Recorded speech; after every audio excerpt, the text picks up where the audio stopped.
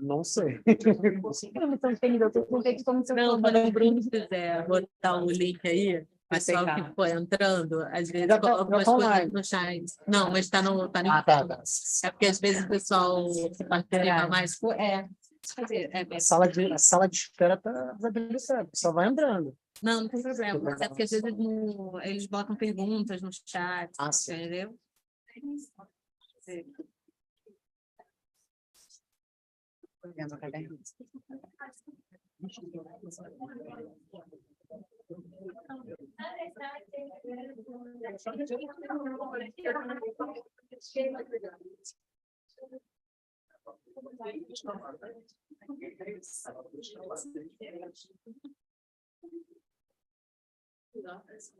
Will you be able to start there, or should I be moving it here? Yes.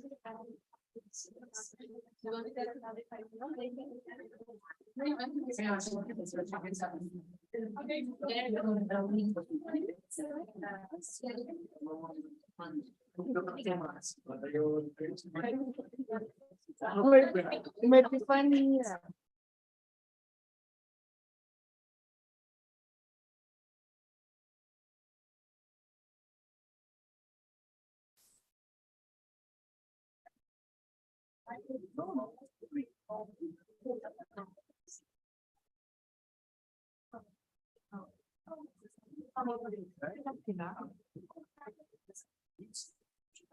De manhã? Eu sei só de manhã. De manhã Agora de tarde. Não, a gente tem que assinar em departamento. Não sei se. eu não assinei. Porque passou da gravação. Me falaram. Depois eu vou lá chegar aqui em casa. Vou falar assim. Nossa, não.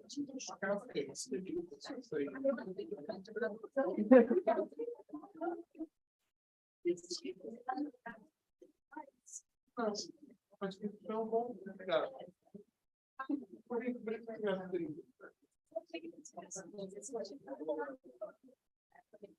Eu acho que quando tem identificado bem a vida. Então, 3 horas. A gente não tem atividade complementar.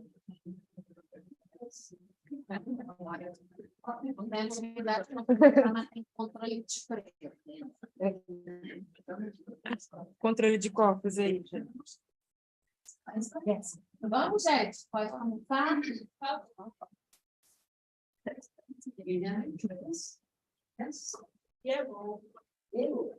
Yes. Hello, everybody. Good afternoon. And welcome. So, I'm trying to figure out how to do this. I had thought we would be in the seminar room and we tour around, just getting to know who's in the room. Is it okay to start with that? Yeah. Okay, I appreciate that. So maybe we can do a bit of hello, and so we know who is in the room. And then we'll get into some of what you were asked to read. Yeah, we'll just take it from there. Some engagement, some more sort of lecture style, but I really like to have conversation and see how you can and want to engage. What are the questions that are sitting for you? You've done the reading. What are the issues that are a little difficult that you want to ask about, that you want to explore a little more? That would be how I hope we can go for the next few hours. Also bearing in mind that we have people online. So when you speak, I don't know, is there another mic for people to have to speak? Because I think we need that, especially when you do the introduction, but maybe for now we can go with this mic as introductions.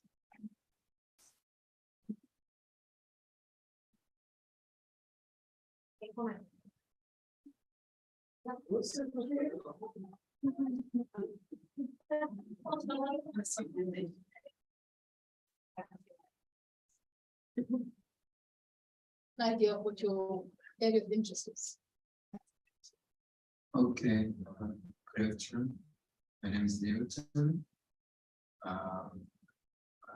My first area of interest is philosophy and philosophy. Actually, I study two So, yeah, I'm developing my research with budget.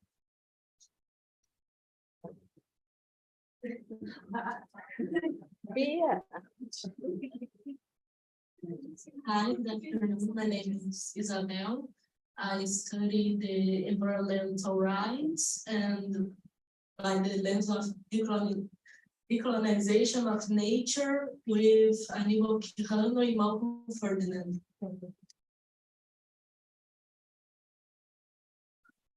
Hello, my name is Leo. Looking forward to know more about freedom of religion and freedom of speech. Well, I think that's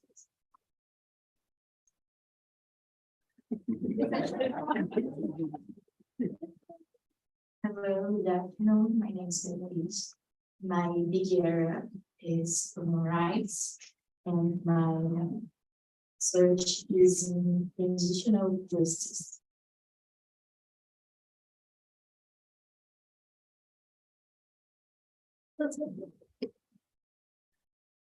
Hello, my name is Semana, and I study about studying history of international law. But now I'm having a focus on Spinoza and international law. So this discussion about freedom of religion and of speech is something that interests me. Hello, my name is Gabriela, and I'm interested in the labor law and the human relations in general, and the central point of the judiciary, poder judiciário, how do you say? The judges in general in this social needs of the states. Hello, my name is Juliana, and I'm researching right now about African philosophies and how it can affect the rights in general, the law. So I'm discussing specifically the black maternity and how it can be more, how can I say, effective, these rights, if we change the mentality of the judges. Anyway, that's it. Hello. My name is Thais, I'm sorry. I like to study about moral rights and legal rights and the difference between them. It's just this.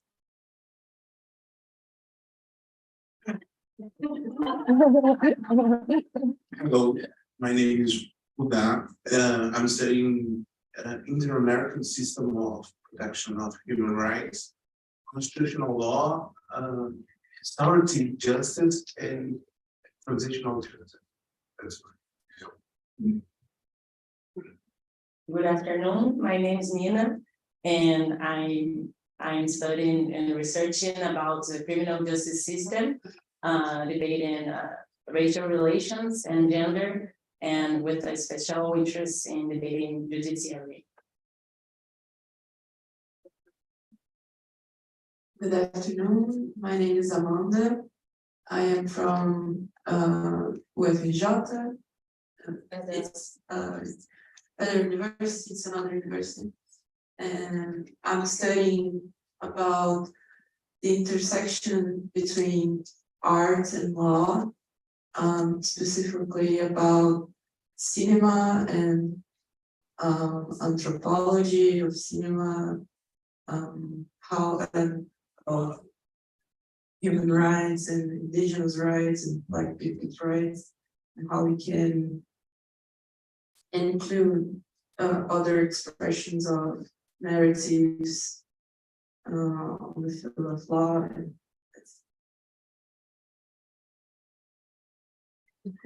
Hi. Good afternoon, everybody. And my name is Rebecca, and I study here. And my focus of my studies is philosophy of education and philosophy of law. Hi, my name is Maria Luisa. I'm studying Quilombo, racism, space racism, and I'm from UFRJ.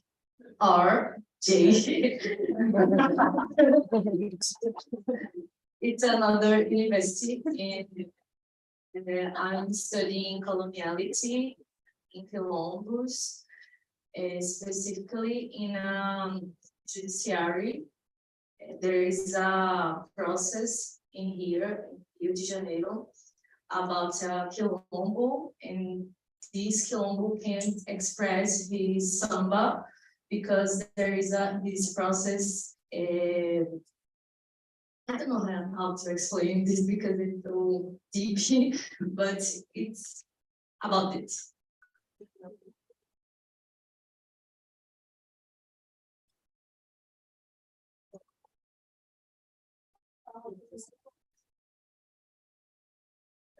I'm Sophia. I study international law and human rights, and I'm from PUC.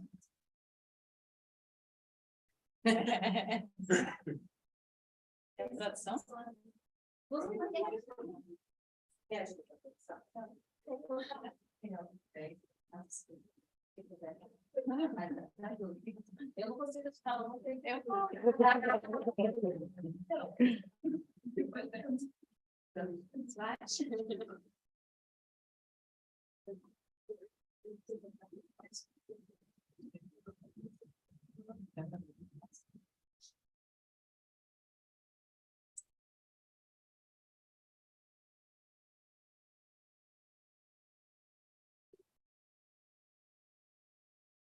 Thank you, everybody. Thanks. Sorry, my computer died while we were doing that. So thanks for introducing, so that helps me get a sense of who is in the room and what your interests are. Then the question that teachers like to ask, students don't like to answer. And let's do it the other way around. Who was unable to get to the compulsory reading? You're unable to, it's okay, just say I just couldn't get there. Okay, stays here. So a few people were unable to get to it, but most people were able to get to the required reading. That's good. So we've got about 4 articles, or 3 articles that were distributed. And for today we said we work with the article that starts when this is the title of the article that you were asked to read, right? Essentially, what I was trying to do in this article is present the various ways in which state deals with religion. To conclude in an argument, and I'll get straight to the conclusion. The argument being that when the state engages religion, it does it in a way that is potentially marginalizing of already marginalized groups. Thank you so much. Coffee with milk.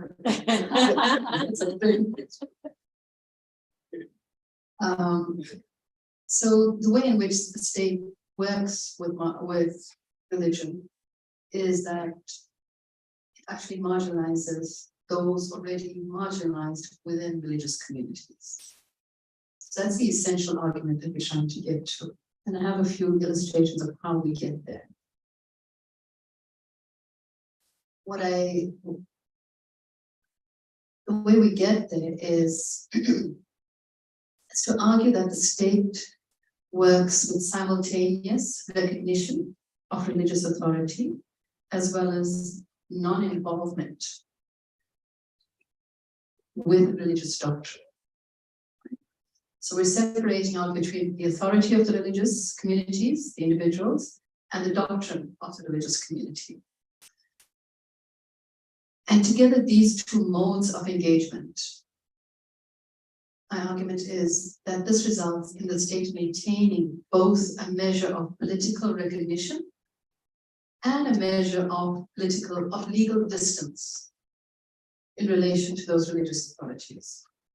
So if you can imagine that there's recognition and distance, both are operating at the same time.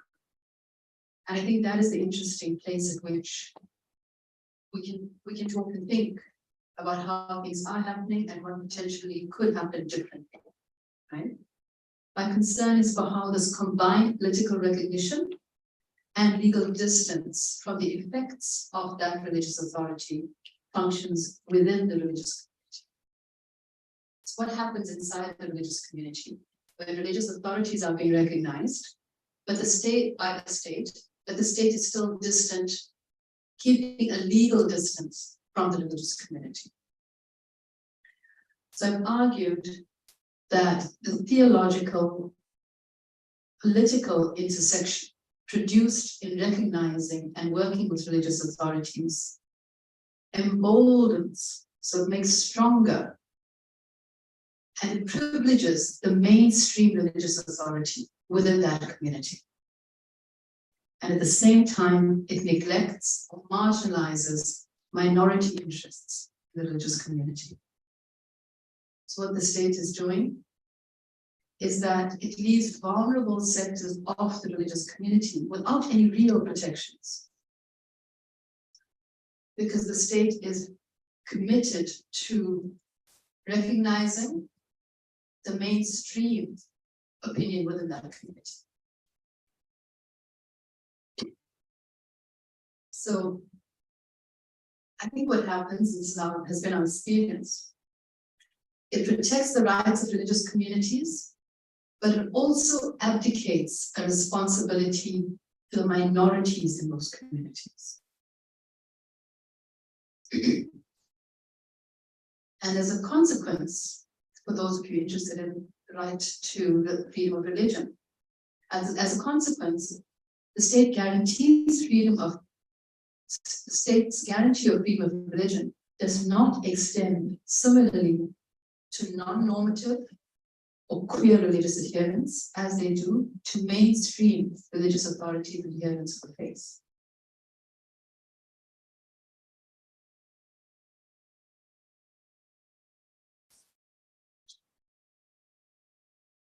We're saying that the simultaneous protection of religion, of the rights of religious communities, and abdication of a responsibility to protect the minorities in these communities. Now, Annie Liat has spoken about the theological political intersection. You look for some Annie Liat's reading work. She said the theological political intersection is produced when the state and religion come together. Even in secular spaces, we have this theological political intersection.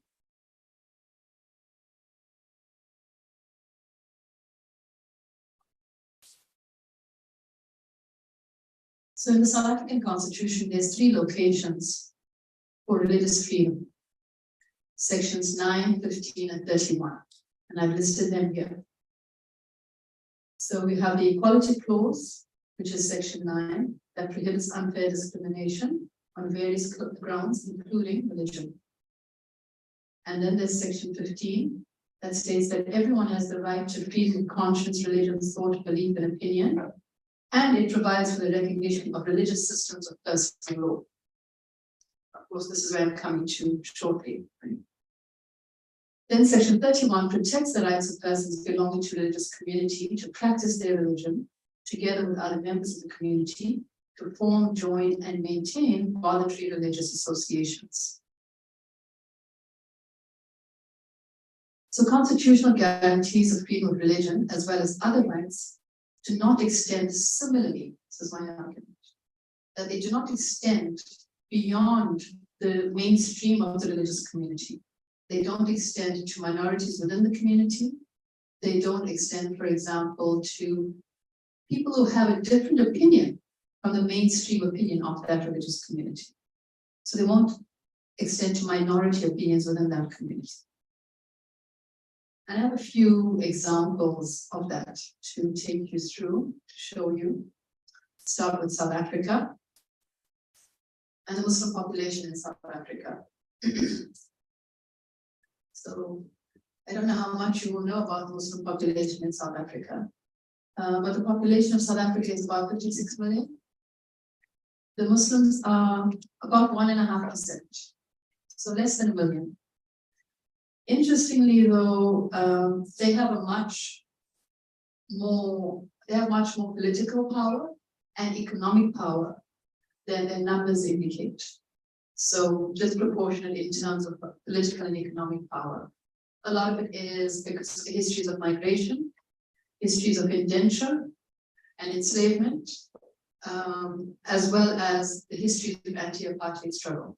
So the ways in which people have been involved through those various times in South Africa's history have brought us to a situation where you have a population of less than 1 million, which has a more significant political, economic impact than their numbers would indicate. Just so you know, the South African Muslim community has at least 3 historical origins, which are Indonesia, India, and Zanzibar. All of them variously involved in indenture or in enslavement. Many people don't know, but the first political prisoner on Robben Island is from Indonesia. He's the Sultan of Indonesia, who was captured by the Dutch and was brought to Robben Island and was a political prisoner. Right now in South Africa, there's a lot more diversity than there was prior to 1994 amongst the Muslim community. So there's been all sorts of migration into the country from Nigeria, Somalia, various Arab states, Pakistan, and Bangladesh. We have a thriving Islamic banking industry system, one of the best apparently internationally. We have an amazing halal certification to say that food is permissible to eat by Muslims. So the process of certification is long, it's established, it's complicated. I was sharing all sorts of stories with Phoebe this morning about how it works.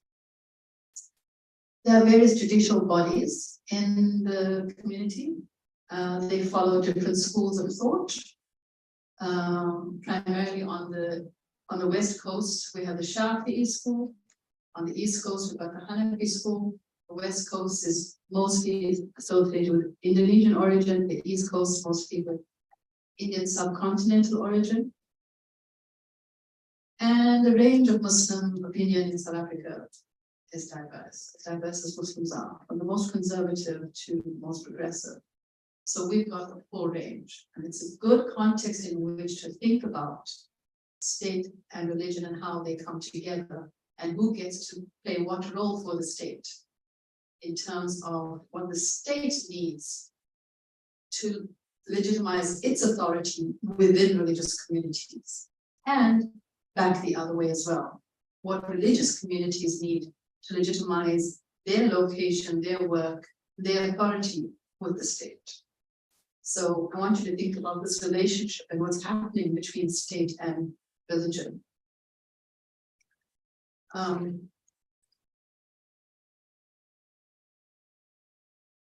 So from 1994, we tried a process of recognition of Muslim marriages. Muslim marriages were not recognized in South Africa.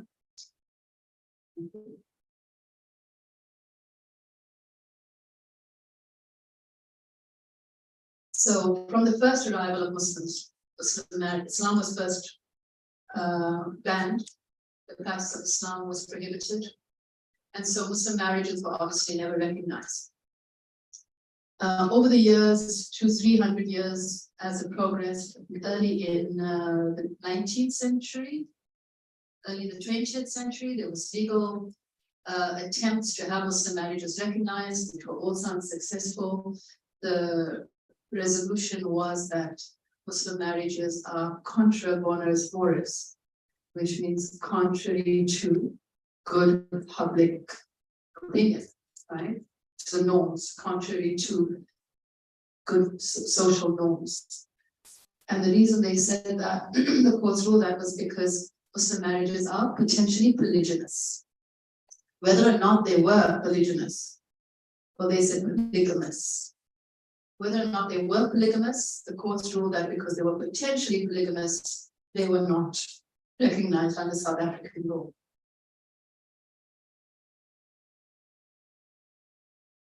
So around about 94, the Muslim community initiates some process with the African National Congress, was about to come into power, and a process to try to have Muslim marriages recognized. We have something that's called the Muslim Personal Law Board. It starts off, and there's all sorts of stories I can tell you about how this board started off and how it fell apart at the same time. It wasn't very long before it fell apart, but eventually by 2000, the issue is sufficiently moved into the South African Law Reform Commission, and a project team is set up. And by 2002, the project team produces an issue paper. 2001, we have a discussion document. So what happens is that each time the paper is produced, it goes back into the community, communities ask for input, it goes back, and then they come back and they give us the next piece. By 2008, we get a draft bill, which again is shopped around it goes around the whole country, people are making inputs. And eventually 2011, the bill is given to 2010, the bill goes from the Department of Justice into Parliament. Cabinet approves the Muslim Marriages Bill and publishes it for public comment. No one has seen the bill since then. We don't know what's happened to it, but we know it has not come back. People talk about it, people mention it, they say maybe, they use it as a little carrot every time there's elections. The ANC will come and talk about the Muslim marriage bill, and if the Muslims just vote for them, they'll get their marriages recognized. And until 2014, in the absence of any legislation, I just remember the process that started the process started in 93, 94 already. 2010, 2014, we still have no legislation. The Women's Legal Center asks the Constitutional Court to require government to continue with the process. The case goes through the court system and is turned down and turned back. It goes through various channels, and eventually it ends up in the Constitutional Court. It gets there by 2022. I'm sure the legal scholars here want to know much more about the detail. So I'll leave that for you to figure the detail in between, because that's not where my legal slides are made. But yes, I know it would be very interesting for you to see some of the arguments. What I want to take you to is the final argument, final conclusion, which is that the Constitutional Court last year, 22, ruled that the Divorce and Marriages Acts are not compliant and that they do not recognize people married in Muslim marriages as spouses. So this was as much as we could get. The recognition that the Divorce Act and the Marriage Act are unconstitutional, do not comply with the Constitution. And so these two acts have to be remedied by the state. They have to be, Muslim marriages have to be included. Marriage has to include Muslim marriage, spouse has to include spouses in Muslim marriage. Divorce has to include people divorced through Muslim marriage. So, and the requirement is that there be new legislation in 2 years. So we wait for 2024 to see if this new legislation happens. In the process of all of this,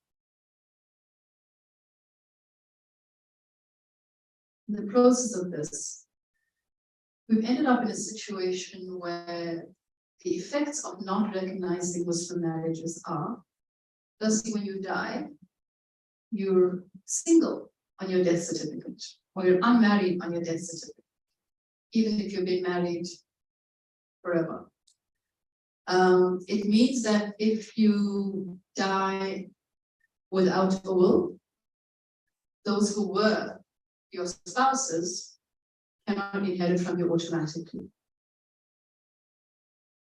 It means that when you want to go through a divorce, you are not automatically recognized as a spouse. So you have no rights as a spouse to claim any kind of property that might have been acquired through the marriage.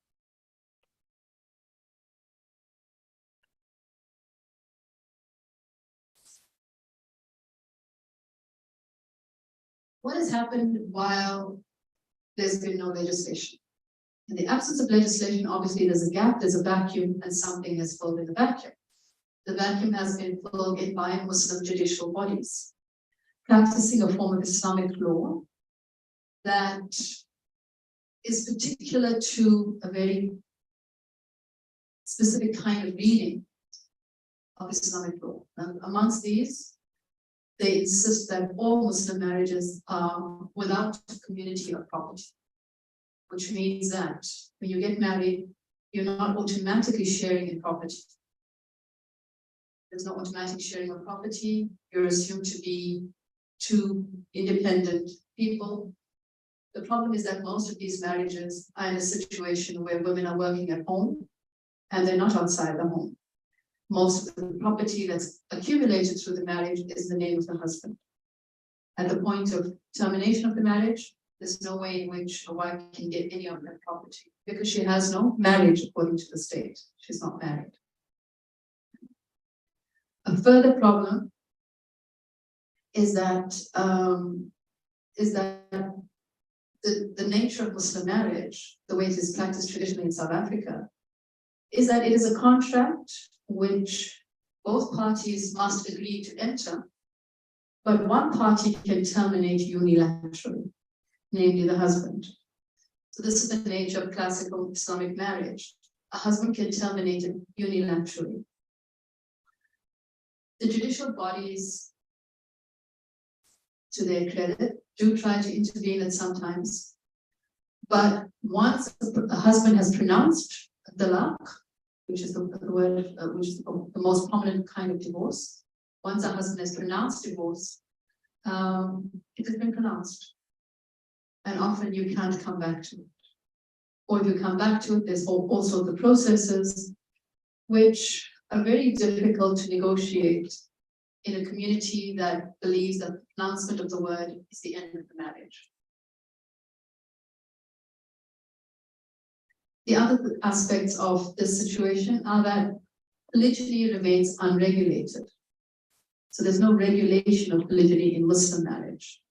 South Africa has already, I think it was 98, passed the Recognition of Customary Marriages Act.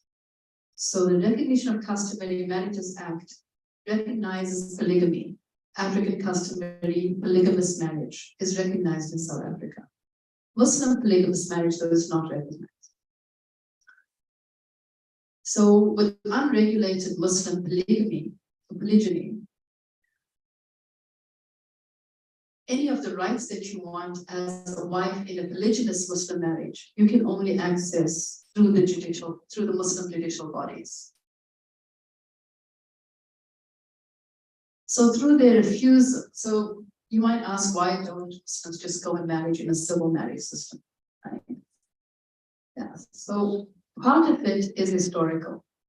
In the past, we didn't do that because we didn't recognize the state. It was an apartheid state. Nobody wanted to go and get married with the state. Today, to go and do that, within the community, if you're someone who believes in the mainstream of community thinking, you will most likely believe it's wrong to do that. Because you will believe you're subjecting yourself to the authority of the state. And the judicial bodies will tell you, you really shouldn't do that. But I'm also being unfair to the judicial bodies because there's more than one opinion amongst them. There are those of the opinion that you should, and there are those that opinion that you should not. So there are people who do go and get registered with the state. And when they're registered with the state, there are ways to have your rights preserved. The situation is that you'll have a registration with the state at the same time that you'll have a Muslim marriage, a ritual marriage, so a traditional marriage with a religious leader, with an imam, right? If you know the word imam, a Muslim religious leader. So you'll have a marriage performed at a mosque or with your community, with your family, and that is the Muslim marriage. Then you'll have a civil marriage performed as well. While you may be able to get your rights through this marriage, if you registered this in South African ministries, your rights to this marriage won't be automatic. You have to go through two different systems. And there's a strong impulse to tell, especially women who are married in community of property, or women who are married with property rights in the state system, there's a strong impulse to tell them that claiming any of their property is wrong because Islamically it is not allowed. So the property regimes in Islamic law are such that, and this is where we sit with the difficulty of, is this progressive or is this not? And I'll leave it for you to judge. The answer isn't an easy one. So upon marriage, a Muslim man and woman do not become one single legal entity. They retain their own legal identities in Islamic law, which means that my debts do not become yours, my property does not become yours, which is, for all intent and purpose, a progressive way to look at things. It becomes difficult when, as a wife, you're not earning through your marriage, or you have no way to accumulate assets, increase your wealth, develop your property, because all your energy is going into work in the home, which is unremunerated, unrecognized. So that's one of the challenges. And then there is, so what happens is that there's this narrative that if you as a Muslim woman are wanting property that was earned during marriage, you're actually not being a good Muslim. And so people stay away from it. So that's one idea around marriage. I want to move to another idea around congregational prayer. But just to reiterate what my main argument in this paper is to say that when the state associates with a religious community and recognizes the religious authority in that community, it is at the same time not recognizing those who are minorities in the community. And the reason it doesn't is because the state is committed to the idea of legal distance from that community. You know it as doctrinal non-entanglement, right? That's how the lawyers speak about it. Non-entanglement in the doctrine of a religion.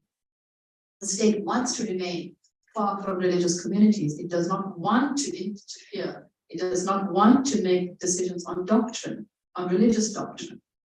And so it remains far away. Part of my argument is that when the state does that, it actually is not remaining far away.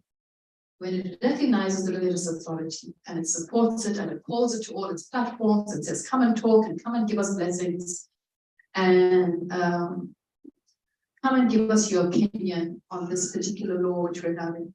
It is actually not staying away from the doctrine. It is supporting one particular doctrine.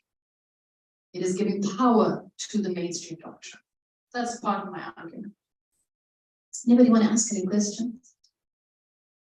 Before we continue, please.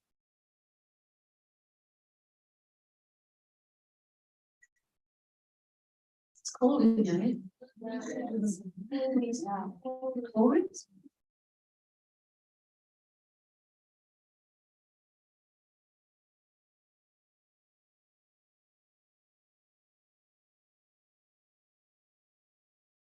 Ai, gente, muita coisa por organizar. Eu só fazer uma raciocínio para estar passando a aula. Peraí. Tipo, direito. Vocês do it yourself?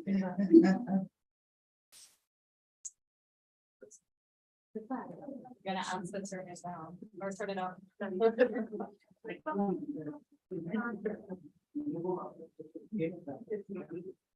So, maybe my turn is off. You look like you want to. So then the next is also an example of more of this, right? This next example is about congregational prayer. So this is a group that I belong to. And the nature of congregational prayer in many parts of the Muslim world is that women are involved in it. but in the place where I was born in Durban, not so much. So we, about 20 years ago, it started a whole process where we, twice a year, would have congregational prayer for women at the end of the fast and at the time of the pilgrimage, the 2 Eids, right? The 2 celebrations in the year. Our intention was just to be extremely inclusive. So it's a beautiful event that includes young people, old people. It's completely accessible. We go through a process of mentoring the youth to come into speaking positions. We mentor them to speak, to develop ideas around I'm switched off. It's back. Thank you so much. So this group developed to create a space for women to attend congregational prayer. We did this for many, many years.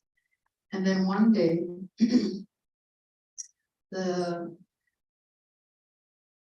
there was a new place, a new venue was developed. And this has to do with the World Cup. It was a new venue that was selected for what they called a unity Eid prayer. So the unity Eid prayer was to bring all the congregations from around the city into one big congregation and to have prayer all together. So to do this, they needed a large venue. And the venue they were able to get was one of the World Cup stadiums in Durban. And the municipality gives us to this community and to the small group community. And they started inviting people. And we were waiting for our invitation. It never came. Instead, what we saw was this poster. And I think you can see. Can you see this? Strictly for men only. Yes. So they didn't invite us, they just told us we were not invited. And so of course we did what we thought necessary. We spoke to the municipality, we spoke to whoever we could around the city to say, how are you giving a venue to a group that makes this stipulation? And you have to be connected to have had this venue given to you. So it was definitely a political move, and it's a municipal venue. Regardless of what we tried, we were not able to scuttle this, and so they continued. The mayor of the city even opened the event. And when we spoke to people to try to figure out how the mayor could do this, it was very clear that for the mayor, this was a political opportunity, right? For people that had supported him, he wanted to support them back. So politically, the municipality approved and supported the event.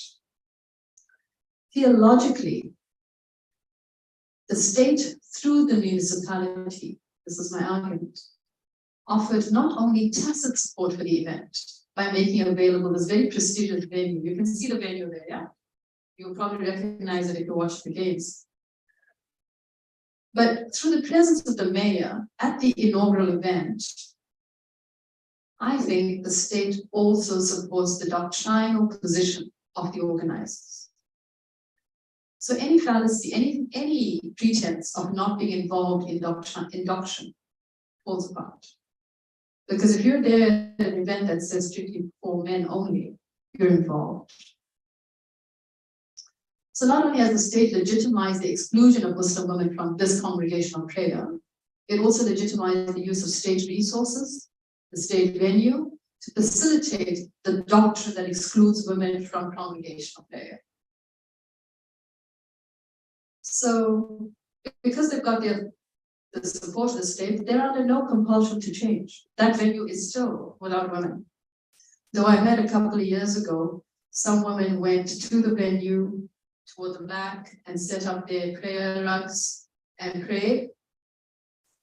It's embarrassing to tell these stories. But what the organizers did was they parked a minibus in front of them to seclude the women. Now it's embarrassing, but it's my community. So it remains exclusive. But strength to the women who show up, even if it is to pray behind the little bus, strength to them, because that takes courage to do that. So a third example from within the Muslim community has been now most recently around issues of sexuality. There's been a spate of discussion within the community about sexual diversity. And one of the religious bodies has issued, oh, it's too tiny to see here. So the one on the left, you remember we used the word fatwa yesterday? A fatwa being a legal opinion from a legal scholar. So one of the Muslim judicial bodies issued a legal scholar on Islam and homosexuality, basically saying that it was not Islamic. And you know what happens after this? Young people in the community mostly become very vulnerable. They are at risk for feeling and thinking that who they are is not consonant with their religion. So there were various ways in which we tried to manage this. There was a group of us that wrote a response. Of course, we couldn't write it on our names. We had to write it as a group of the concerned Muslim collective. We're so concerned we couldn't use our names. But that is the nature of this, that's the politics of it. And then there's a third group, and that's this fatwa here. I wonder if I can make it big. Yeah, you can see, yeah? Better, yeah. So this group is called the Al-Ghurba Foundation. And this is headed by many of you might have heard about him, the queer imam. People talk about him as the queer imam. So he's an imam who came out many years ago and has a whole community around him in South Africa doing some really, really interesting work.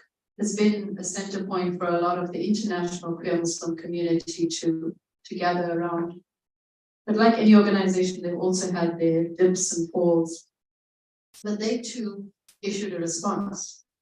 Now, the reason I bring this up is because the person who wrote this response from Al-Ghurba Foundation, or the queer imam that I'm talking about, is just that. He's an imam to a community. He's a leader to a community. He's been through the traditional training as well. And so like any other leader, he's a leader. And yet, when the state has events and they call religious leaders to the fore to authorize religious events, someone like him is, of course, never called to the fore.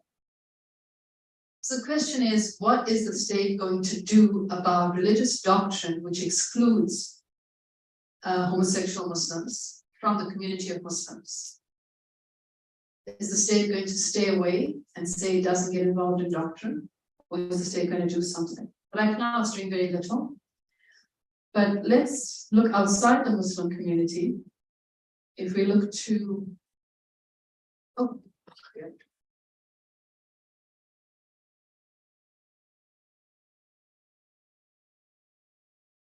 let's look at the Methodist community. So it was 2008, something like, no, 2010. Ecclesia de Lange, a minister in the Methodist Church, one evening after the sermon, one day, announced that she would be marrying her partner, Amanda. And I think it was within like 2 or 3 weeks, Ecclesia was dismissed. Sorry, she was suspended. So it was immediately suspended. And thereafter, I think in January, she was dismissed. She got married in December. The So she took her case through the courts and eventually ended in the Constitutional Court. The Constitutional Court decided that this was a matter of labor law and not a matter that they could enter into. So they refused to rule on Minister Ecclesia's claim that she was discriminated against. The dismissal of the appeal was based on technicalities, but clearly a sign of the court's continued reticence to issuing a definitive ruling on whether religious beliefs can be used to discriminate on the basis of sexual orientation. And here's the opinion of a group called Freedom of Religion South Africa, who was a friend of the court. And they say that the church and religion should be free to decide for themselves what they believe according to their interpretation of the Holy Scripture and how it runs with internal affairs. The danger with these cases is that the court would be asked to pierce that doctrinal shield. So this doctrinal shield, I think, is such a load of nonsense. Because I think it's exclusive. I think it's a nice excuse. And yet I also understand why law wants to keep to this idea of a doctrinal shield. So it's a thing that we need to grapple with. What is the nature of this shield? What work does it do? What work is it doing? Is it actually a shield? So I don't think it is. Because the fact is that there's doctrine all over the law. We said this last time too, right? There's religious doctrine in so many other places. Someone has a question here between moral and legal rights. Somebody's work is focused on that. Here it is. What is the moral and the legal right? Like, where does the one begin and the other end? Right? What fluidity is there? What kind of movement is there that we make these clear demarcations? And I know lawyers and law requires some very clear demarcations. But I think it's also important to be conscious of the way that demarcation sometimes falls, or is sometimes more permeable than we think it is, or than we want to recognize. Because it's in recognizing the fluidity of that demarcation, I think, that we can come to the real experiences people are having with that law.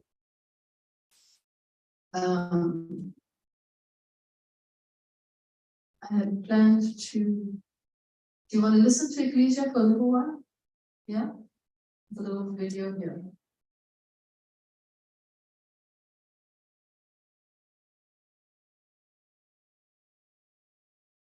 I'm a Methodist minister, who was a Methodist minister, was discontinued in 2010 in February due to my announcement that I was going to be married to my same-sex partner, which happened, the announcement happened in 2009. In fact, if I go back a little before December 2009, I met with several of my colleagues who became my support group and assisted me in strategizing which would be the best way forward to make the announcement to the church.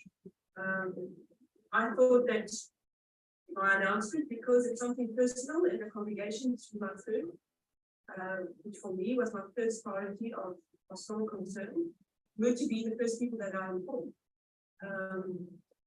And so my support group assisted me in finding the best way forward, which then, as the end result, was to prepare a document, a 2-page document, which told my story very briefly, which would be a handout at the end of a combined service.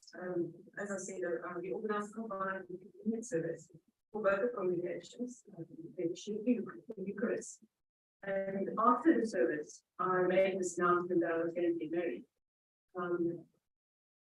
I said that I wasn't sure what to expect from the congregation, because I had been very open with regards to I'm inclusive. We should welcome all people in the church, so they knew very clearly we understood on the subject of homosexuality and same-sex marriages. So when I came to the place on our announcing that I was going to get married and saying I've got some good news to share with you. I'm going to get married. Well, I had a standing ovation. And it was like a bubble, like, whoa, what's happening? And then a guy writes it once, jumped up and said, "Ecclesia, who are you getting married to?" And I then said, "Amanda." Well, the congregation then jumped up again and get, thanks for just happy, and it's a really wonderful moment. Which really, I really didn't expect that. So I then progressed by saying that we isn't uncharted water. I wasn't sure how the picture was going to treat this news. It is sensitive, we know that's a important issue, but I've got to hand out for you prepared to tell you, just give you some insight to how I got to this place. And I'm going to read it, and if you do have any questions, please have a conversation about it. So I left. At the same moment as I was making that announcement, another colleague of me was meeting with my superintendent minister at his church. He coordinated in such a way so that he would get a letter from me and by to an admiral, colleague of mine, informing him of my actions. And I thought, well, he did phone me at 4 o'clock that afternoon, saying that can't speak to you about this now. We shall meet on Monday. Well, on Monday, I met with my bishop. First, my bishop was really useful. People know how to handle this. He was, he received the same document that I had into the congregation, said that he needed to go through it and come back to me. My superintendent minister then told me that he's going to let him charge. He's not sure what the charge would be like. It's really not something with lots of doctrine and all that could particularly point you. Because we don't have doctrine on marriage. We don't have any rules on that.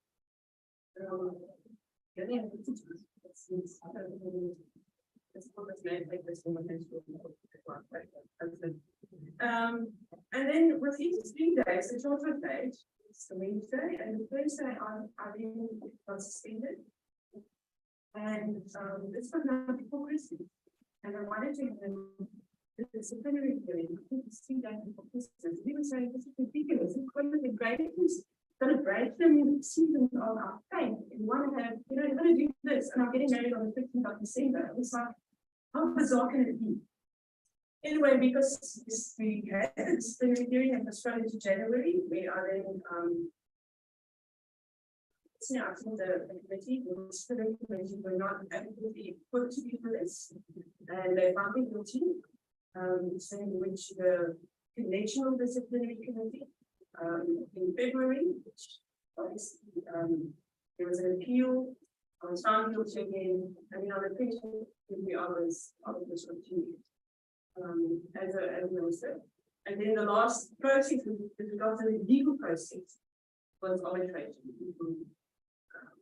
Further next to arbitration, which I did. And it's been 90 months, and we not even further than that. So she goes into arbitration and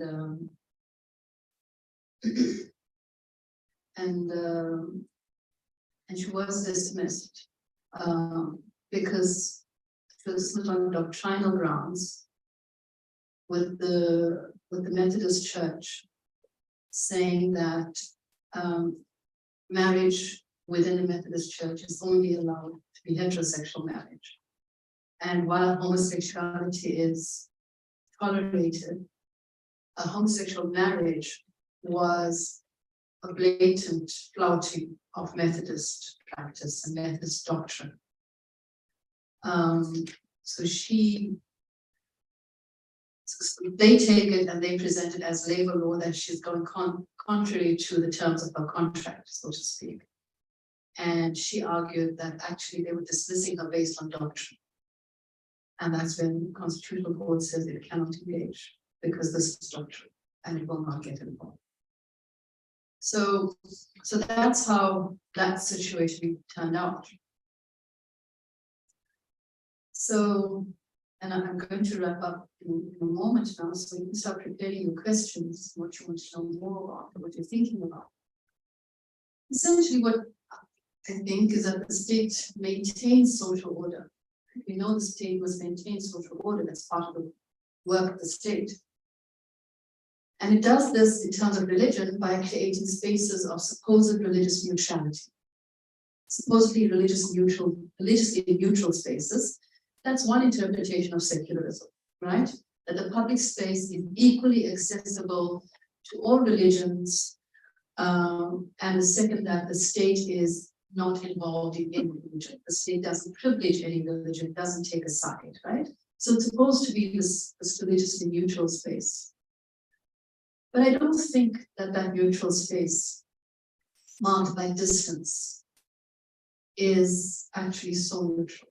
I think it is still a space where the state is locating or associating itself with some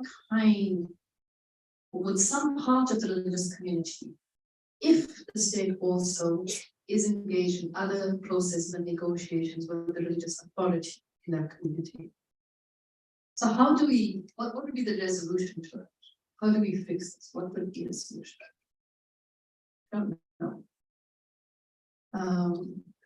But this kind of abdication, I call it an abdication because I think the state is leaving minority communities unprotected.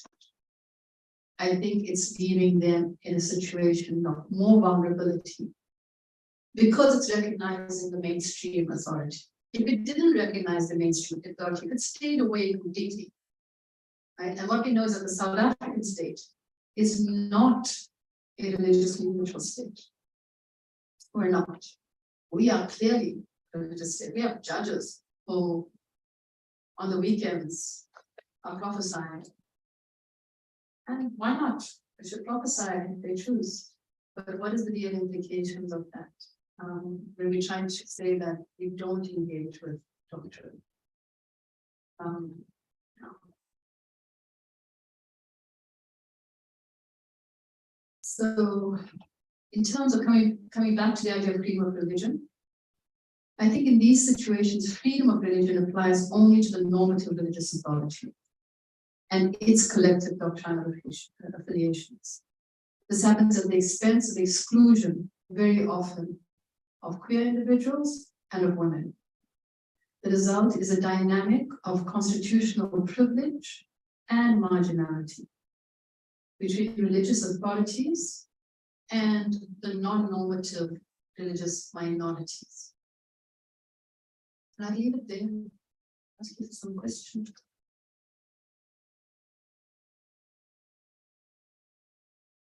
Here we have a challenge that some minority religions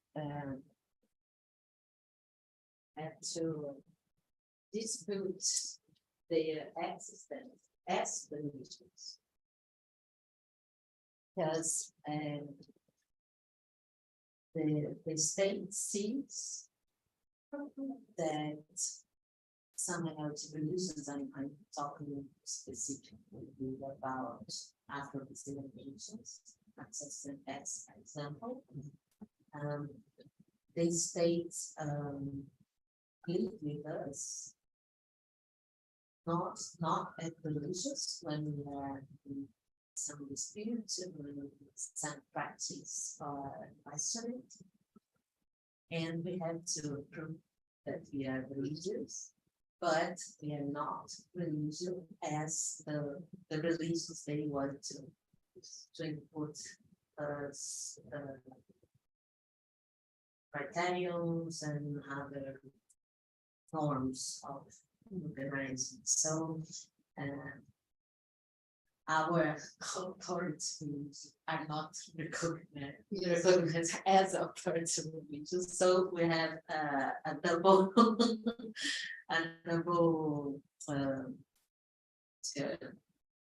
marginality. Right.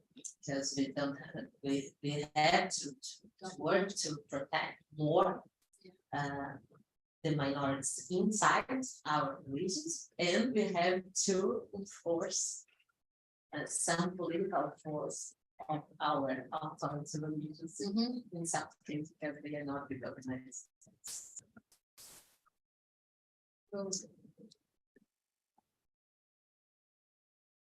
So that is about whether or not you get to be called a religion, right? Because what is called a religion is very clear to the state, even though the idea of what is religion is a very modern phenomenon. The idea of religion itself is a very modern phenomenon. And those who study religion also will know that so many things only get called religion if they look like Christian religion. If they do the things that Christian religion does, which is have a book, have a God, have rules. So I think this is about the whole concept of religion itself. How does a state even work with communities when it privileges the idea of religion? Because only if you're a religious community do you get certain rights, right? Only if you can claim religion can, for example, under the Constitution, South African Constitution, you can live according to certain religious laws. So you would have to be called a religion. I think that's what you're talking about. So what are the actual challenges that you're facing in terms of those religious communities? What are the practices? The practices of ritual? I mean, I don't know, so I'm looking to learn also. One of them, it was the way to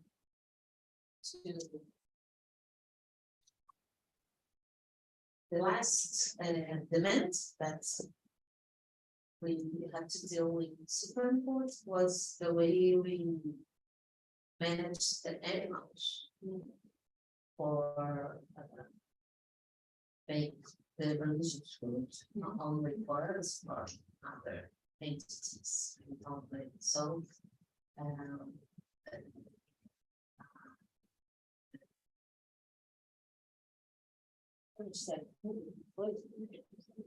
Não. Insomma, a scuola, uma associação de uma garantia que eu não espremo uma parte. Acho que é um grupo, não acho que não foi MT, não. So an association manage the rights to animals. Against our religious freedom. Okay. And then we have this kind of seems to deal. And now we are working the possibilities, one side to maintain our system as religions to have access of some protections, but the other side, many groups are trying to dispute our category as original community, because a lot of the religions group can be characterized as original community, and this other category can be mobilized to think in another kinds of actions too. So we are in the middle of this two situation. Sometimes we mobilize as religions, sometimes we mobilize as original communities, but in some cases we are not, in our view, we are not exactly a religion because we don't.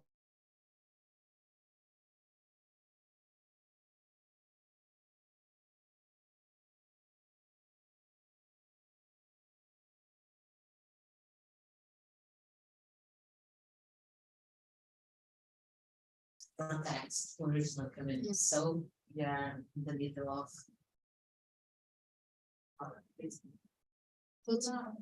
one very interesting thing about the animal is that they didn't even claim to say that the animals were mistreated. I mean, I'm sorry. It's a very interesting case because in this case, the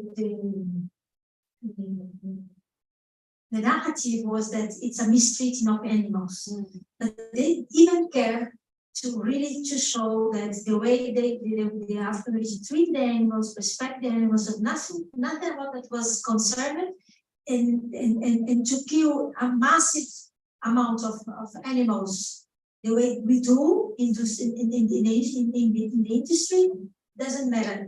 This is a single animal that was killed.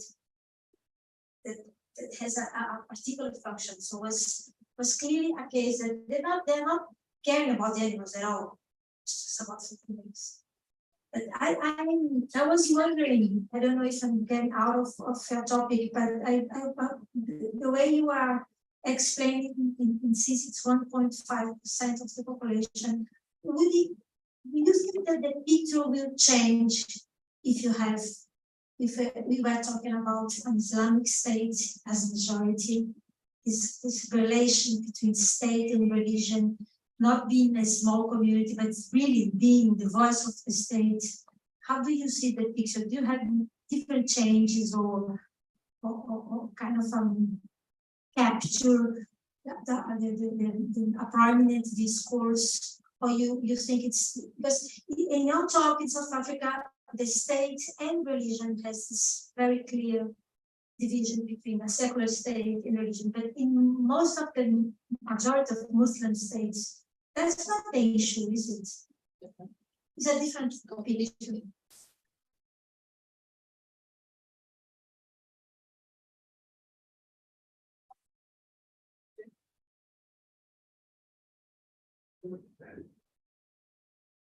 Great, Patra. So I think I appreciate your honesty in saying you don't know the solution, but let me just provoke you a little bit more on this, because I think this was the overall discussion. Our main critique of liberal democracy, that conception in a sense of the state-society relations, has precisely been its papering over in a sense. It's under the guise of formal neutrality, it is creating public-private divide and claiming that all these contentious issues are issues of private. But of course, at the same time, there's the two elements, liberal and democratic elements. And of course, the democratic element would still say, okay, the state must be in some way a reflection of society. It can't be kind of this machine that just adjudicates or arbitrates, etc. So this is, of course, the interesting thing. So how would you, in a sense, think that is manageable? How can one define one's bearings in a situation where you would, on one hand, perhaps wish that the cards are more open on the table, but then you take sort of the extreme versions of that. For example, what happened here during the last 4 years. The previous government, where you had the impression, okay, lots of people suddenly put their cards on the table and actually captured the state doing so.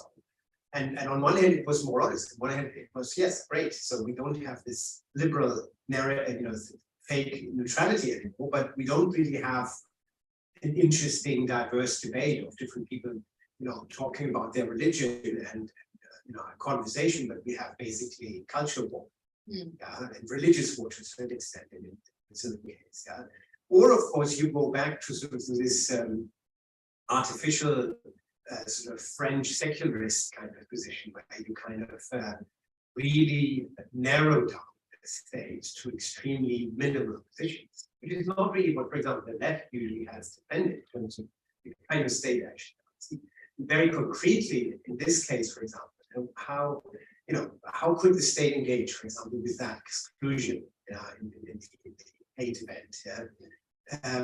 Could one, and this I suppose crosscuts a little bit with your whole Sharia, the constitutional pluralism. So Sharia definition of Muslim marriage, for example, and the Bill of Rights. So should the state just, or some constitutional court just have this position? Okay, here's the Bill of Rights. That's trumped, that's the basic consensus that we assume society must have, regardless of whether everyone has it, but it's the narrative, the liberal narrative, essentially, and we just, push it through, which may have empowering effects in this situation like this. But then, of course, the people who give voice to the majority in courts event would probably say, and us. We're being trampled on. This is where's our voice? And this is a horrible Western secularized state who's kind of trampling on this. So I'm not saying I have a solution either. I just want to provoke you. That's okay.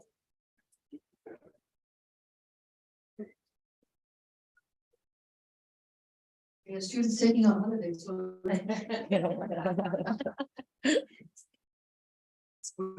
Ótimo. Não, buscar pra mim.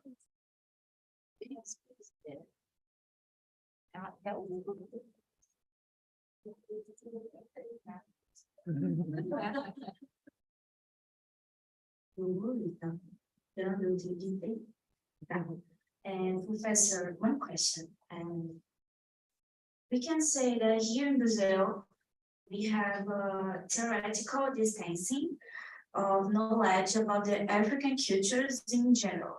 I can say that the conflict that like the one that you explained, at least for me, were unknown.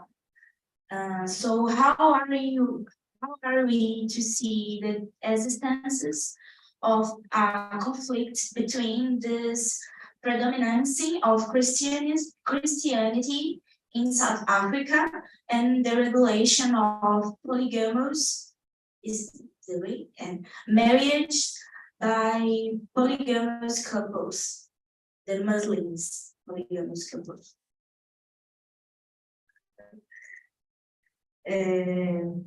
My question is similar to Rebecca's question, and we will read.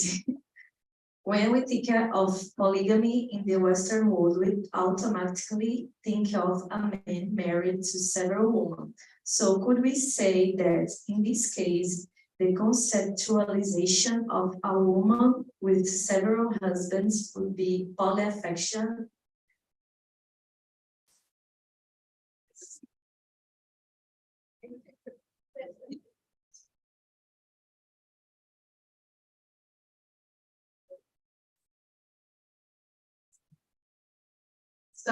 Shall I start with that one? So sweet. Yeah, so just in terms of the terminology, polygamy generally means one person with many partners, right? Normally one man with many wives, one woman with many husbands, or wife, husband, husband, wife. And then the term polygyny, G-Y-N-Y,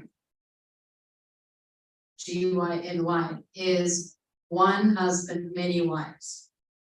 And then the word polyandry is one wife, many husbands. What you very nicely call polyaffection. I think that's lovely. And then the idea of how it works in South Africa, how does a Christian state recognize polygamy? I think that's what you're asking. So it didn't recognize it for the longest time.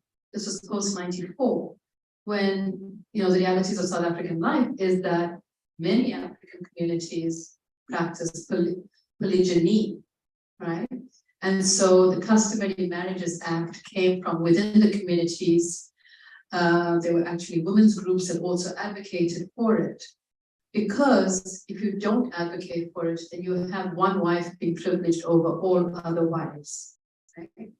And most often, in our history, it was the city wife, the wife who was married in the city through the courts, because the wife who was married in the rural areas didn't go through the courts.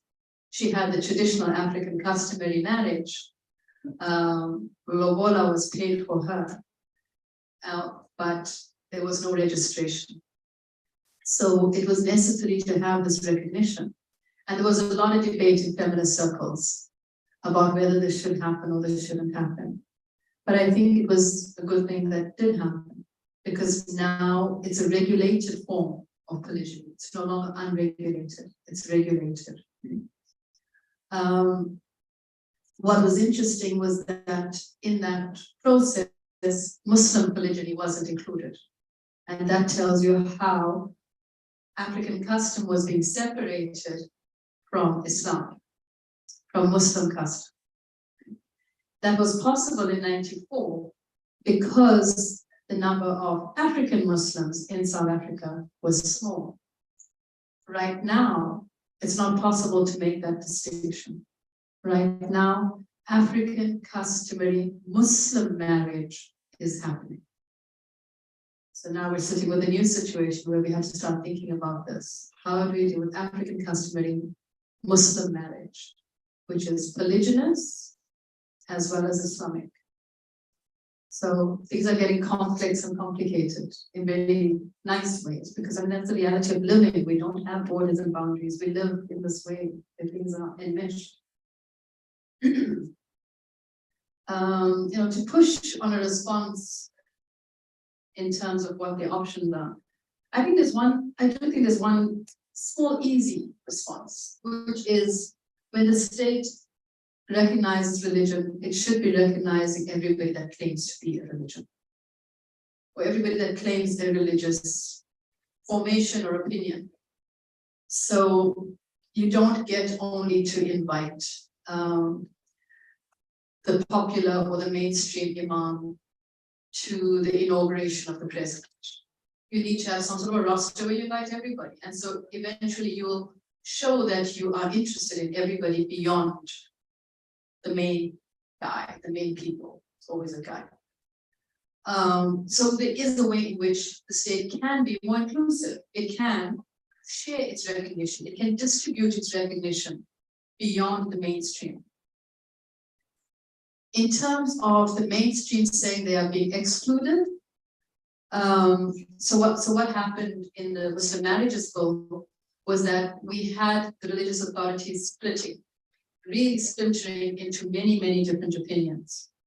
The one opinion was they wanted the Muslim Marriages Bill. The other was you could simply never have the Muslim Marriages Bill because it will make Muslims be ruled by people who didn't have knowledge of Sharia, and they would be making rules, and that's unacceptable. A third opinion was there should be a Muslim judicial bench, a bench for Islamic law within the South African court, where you'd have people trained in Islamic law who would sit and only deal with cases around Muslim marriage. So those are three opinions. That last one is right now very popular. There's a whole new legislation, a set of legislation that's being prepared and planned for it. Of course, just before our next election in 2024. So the ways in which this becomes a political tool as well can't be ignored. I mean, apart from that, in terms of solutions, I don't know how else it could work except by the state distributing its recognition. There's ways in which the community is somehow held hostage to the main religious authorities because only their opinions get taken. And I mean, eventually it feels very futile if you're going to be doing anything that is not in keeping with the mainstream. It feels like, well, you know, you won't be supported financially, you know, you're not going to be supported with any kind of assistance from the state. And so it just makes for a lot of very hard, constant advocacy work within the community. You're constantly doing advocacy for this. You're constantly defending yourself. Yeah, I don't mean to sound despondent, but I don't know actually how we deal with this. We don't want a situation where the state makes it impossible to perform or to do religious marriages or to live out a religious marriage, because you want that possibility as well. In fact, the state should be enabling that. And I think, I mean, the only way that it could possibly do that is if it allows everybody to do it in the same way. So right now we've got two other legislation processes underway. One is around marriage, and the proposals are for a single marriage bill to include all kinds of marriage in South Africa. Customary marriage, same-sex union, partnership, Muslim marriage, Jewish marriage, Hindu marriage, all kinds of marriage. But we've been doing this for at least 10 years now, 5 to 10 years or more. So I think we don't know what to do. We're very much stuck. And I think in a in a neoliberal democratic space, which always wants categories and wants uniformity. We're being challenged and we're being directed in the way of difference, of staying within the difference and not coming to conclusions about singularities, about one specific way of doing things. We've been pushed into keeping the differences alive and open. And it's hard for a state to work with that much difference. So, I don't know. I mean, in terms of the Islamic states, Bethania, yes, it would be a very, very different question.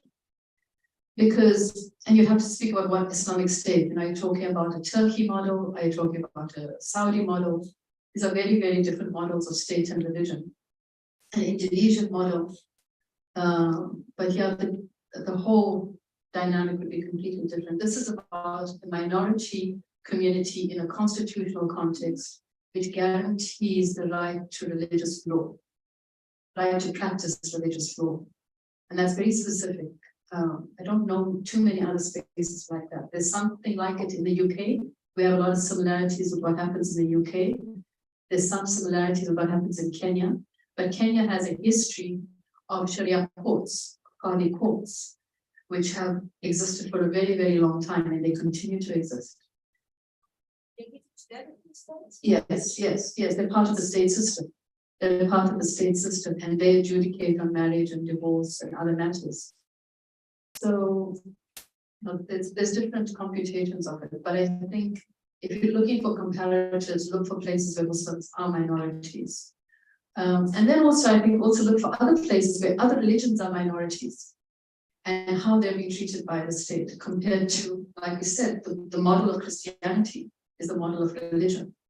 And when you have religions that don't look like Christianity, then the state struggles to know what to do with it. And then there's also the temptation from those communities to identify as religions in order to be recognized and get rights, which is also problematic.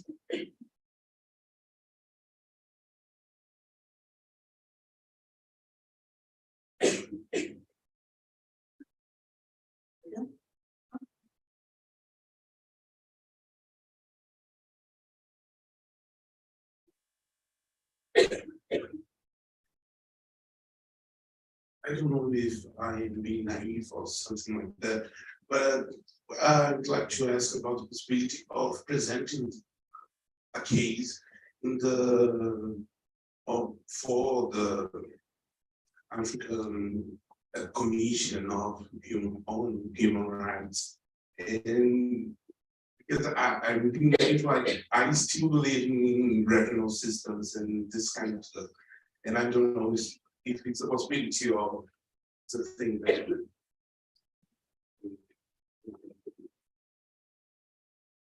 that's very insightful, actually.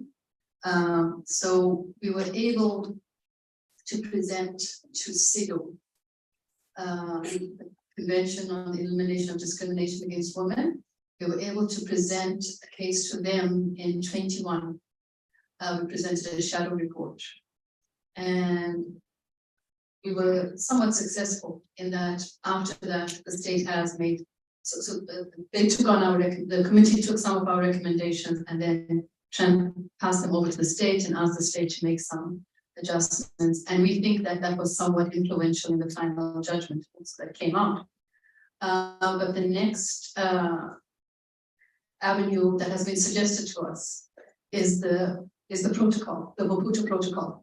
I think it's the Maputo Protocol. No, the Maputo Protocol is for the AU. Is the Maputo Protocol with the AU? The Maputo Protocol. Does anybody know about it? It's for the AU, right? I'm not confusing myself. It is, yeah. Okay, so the next avenue that was suggested to us was to use the AU as a place to raise this issue, because it works perfectly within the concept of what it is, of how law functions on the continent. And you have these multiple systems of law. And there's this interest in privileging the rights of women or prioritizing the rights of women. So it's very insightful. The group that I work with is the Muslim Personal Law Network. And that's something on our horizon as well. So how do we do that? you want to write these things, let us know. We're happy to have people write them with us, yes. Yeah.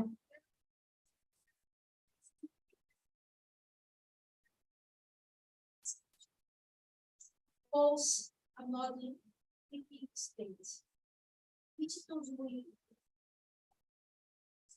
have to break with the state of government, try to, as you say, to move inside the system, because somehow, do you believe that the system could be not flexible?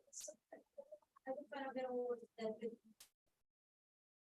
And then you have to give you enough to build something different.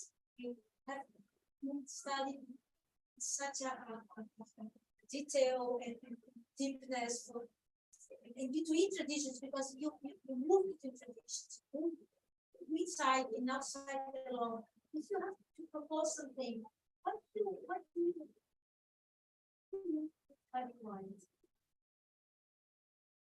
I'm going to say this question again for the people online. Nathaniel's asking the impossible. She said, if I was to propose a state model, what would I propose? And can we build something different? Yeah. It's simplistic, but I think the way to do it, one of the ways to do it, is to actually give state recognition to various groups within a religion. So not to decide to give it to one, but to give it to all the minority opinions. For the state to recognize the multiplicity of opinion within communities, and then to, if, for example, the Muslim Judicial Council is saying that homosexuality is wrong. If the state wants to recognize the Muslim Judicial Council at its events and recognize its imams to be marriage officers, for example, which they are, it can go ahead and do that. But the state must do the same for Al-Ghuraba Foundation, for the queer imam, allow him to be, and he is a Muslim marriage officer, and give recognition to his community as well, right? So you do that. I don't know that that's going to solve it, but I feel like that gives everybody some sort of a chance. Where I find it breaks down is when literally when you see patriarchies colluding with each other, because it's a collusion of patriarchy. The state patriarchy is very comfortable colluding with the religious patriarchy. But when the religious leadership doesn't look patriarchal, it finds it harder to associate with it, right? Because it finds interest, commonality with the religious patriarchy. I don't know if we can build something different, but I know we have to keep finding a way where those who are minorities in the community can live out their belief. The state can facilitate for them to live out their belief the way the state facilitates for the majority to live out their belief. Because the state is facilitating the majority to live out their beliefs. So the question really what must the state do to facilitate the minority communities to also live out their beliefs? Because right now the minorities remain stuck, they remain unseen, they remain marginal. And they have no way of having the opinions made public. So yeah, I mean, on what grounds does the state not distance itself from a group like the MJC, which has said homosexuality is wrong? Even though the Constitution says otherwise. So of course, the groups are very careful how they announce, how they articulate it. They make sure they don't articulate it in words that can have legal sanction against them, right? So they're careful about the way in which they say it. All these fatwas are online. You can find them all if you want to go and look. Just do the keyword searches. Okay.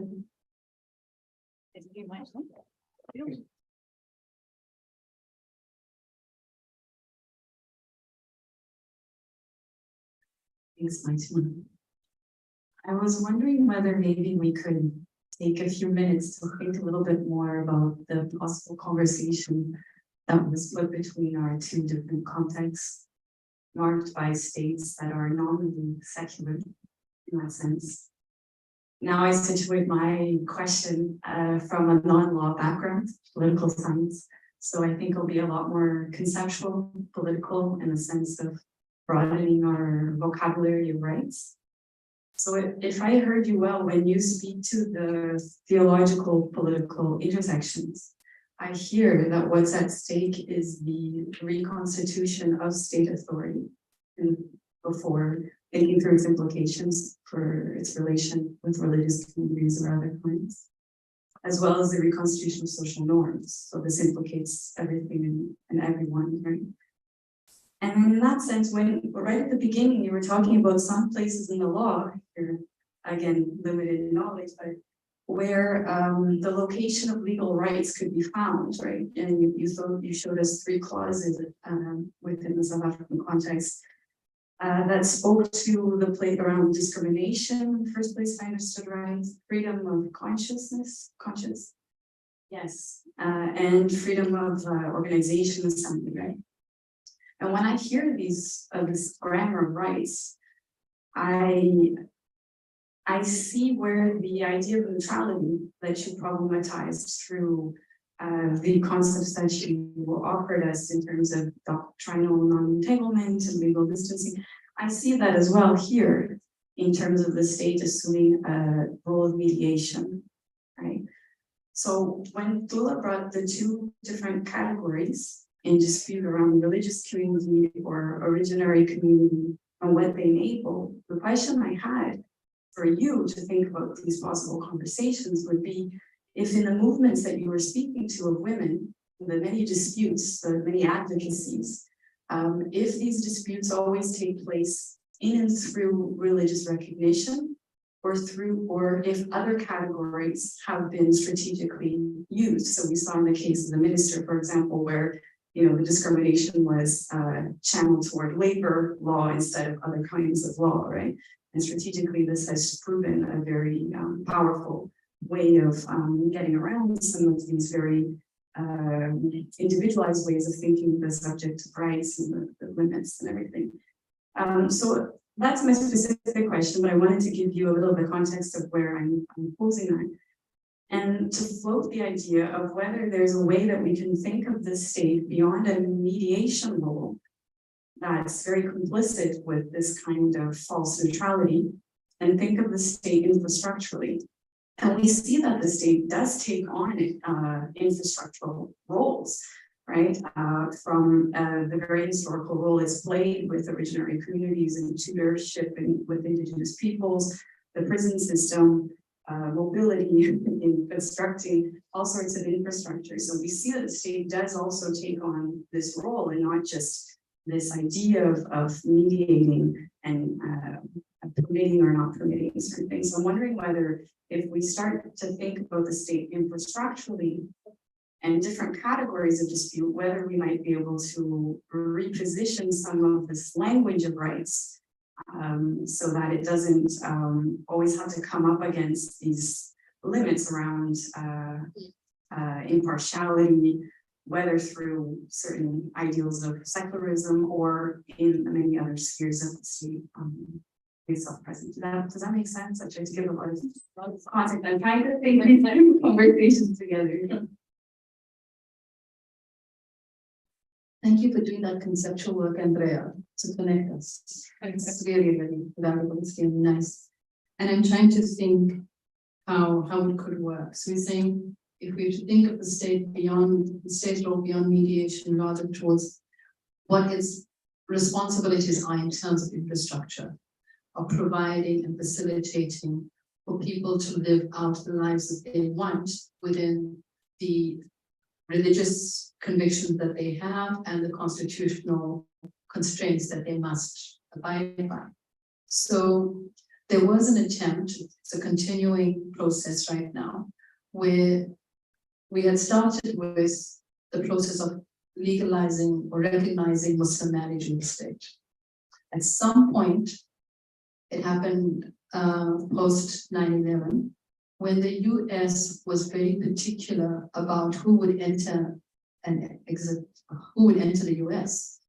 They actually wanted to know who was married to who. So across the world, we saw this where marriage registers were becoming important to states. Suddenly, our state was interested in our marriage register. Muslims had never been on any marriage register before, and suddenly they were on. So now here's the infrastructure. So what they started doing was to regularize the marriage register of South Africa. They went through completely side door and decided to have a process of training imams, Muslim imams, to be Muslim marriage officers. So now when you did the Islamic marriage, at the same time, you registered that marriage with the state. So like an instant process. Fascinatingly, they do this by going to all the mosques and the judicial bodies and asking for the imams to be trained. Of course, none of us are there. There's no women amongst them. So because they're working within that system of the judicial bodies, they're working within the system that they recognize. Once again, they leave us out. So again, the infrastructure functions to leave you out, right? Because it's the norm they're using is the norm of the mainstream religion. So yes, so there were many marriage officers were authorized, and then 3 of us decided we wanted to be marriage officers. So we went to the minister and said we want to be marriage officers.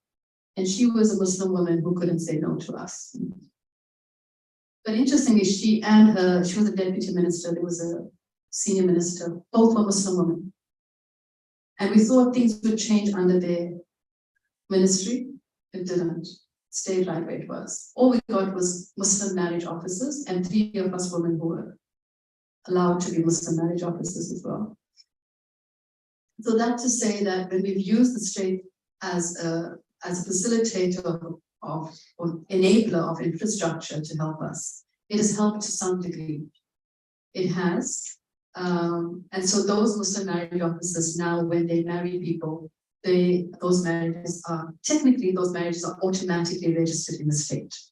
So you automatically have state protection, you automatically have all the Marriage Act and Divorce Act applying to you. You're not without state protection. The challenge is because Islamic law functions so well on its own without a state, many people don't. So even the Muslim marriage officers will be in violation of their marriage officer agreements because they won't register it. They'll just pretend like they never did the marriage. And you've got communities that are not interested in that registration as well.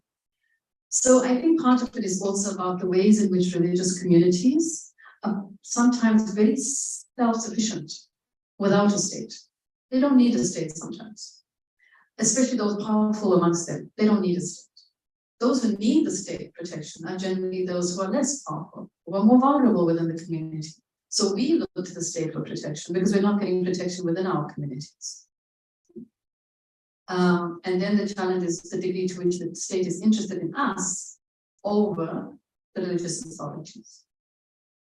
I don't know if that says a bit, but I'm trying to sort of pull it over now to the way Trila presented her issue, in the sense that, so you had a community that was being told you must be a religion, or we can't really recognize you, or told to conform to ideas of religion, else we can't recognize your cultural practice or your practice. Did you feel you needed the state at that point to provide protections for the community, and it was not providing protections? Is that how it worked? That you require the state to stand up and say this community can't do what they are doing because they are practicing beliefs that they practice, and it's okay to practice your beliefs.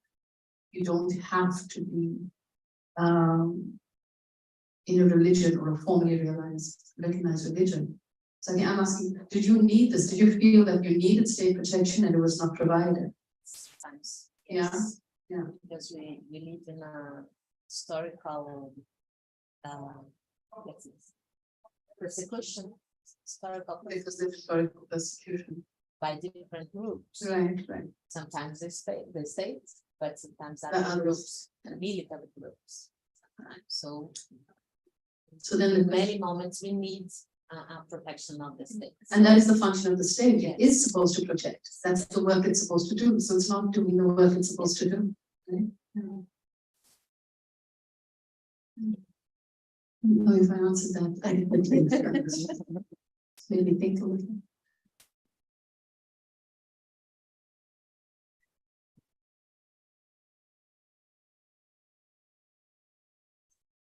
Some people look like they're on the edge of the mouth.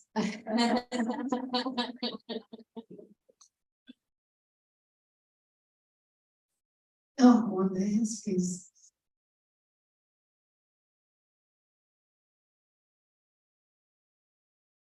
I was all of that time thinking about it because I was all of the question about similarities and I saw in the paper also in the article similarities with Judaism. And there are a lot of things with similarities and marriage too, because I was thinking the case of Israel is a different case, but there are some conflicts between Orthodoxy, Judaism, and Reformist Judaism. So some people cannot get married under Judaism if they are not Orthodox.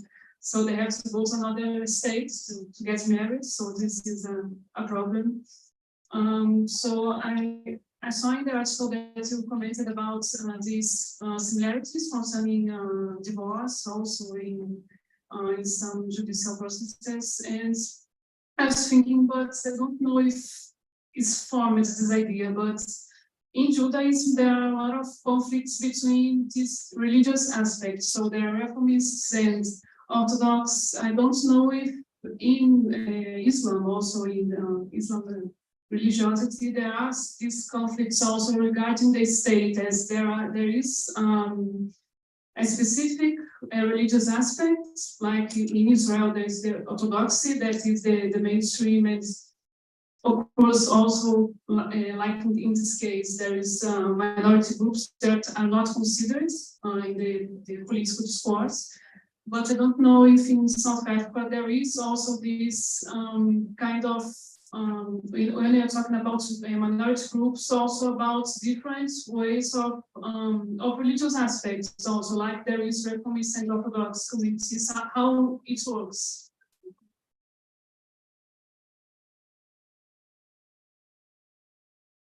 So yes, there's a wide difference. And like I said, you have the most conservative to extremely progressive.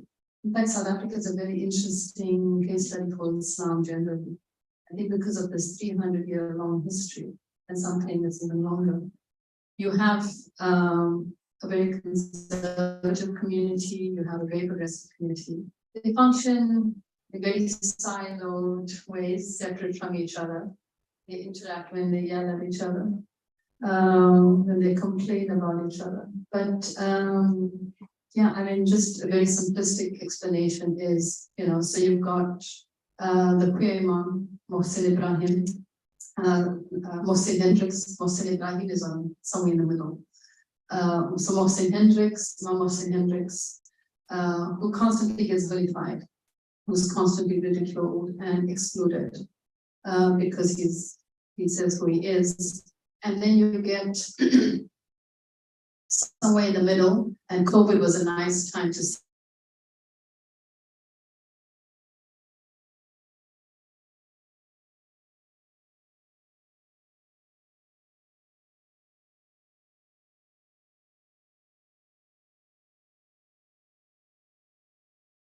pray next to each other in rows, right? So in COVID, there was an opinion that you could stand 1.5 meters away or a meter away from each other to pray. The very conservatives were most upset by that. And they argued that Satan is occupying the middle of 1.5 meters. So they really didn't like the idea that we were standing far apart. So that gives you an idea of some of the religious trends, the doctrinal trends within the community. In terms of Muslim marriages, I think I said it before that there are those who say that you can be governed by the state, those who refuse government by the state, those who want an independent bench.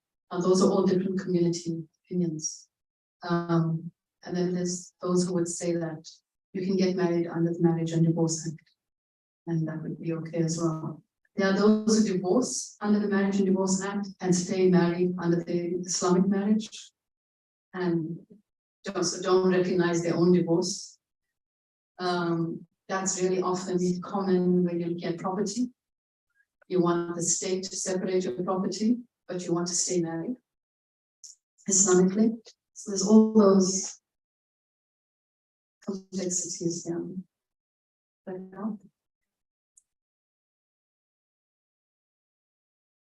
we're 5 o'clock. Yeah.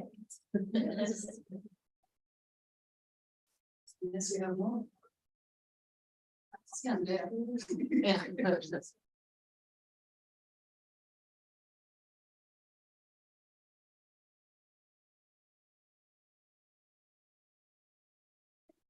We're good.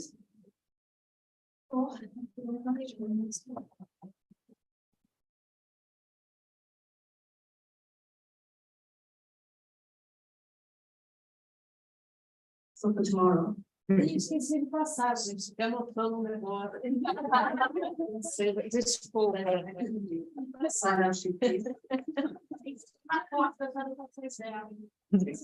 Não empresta o meu caderno.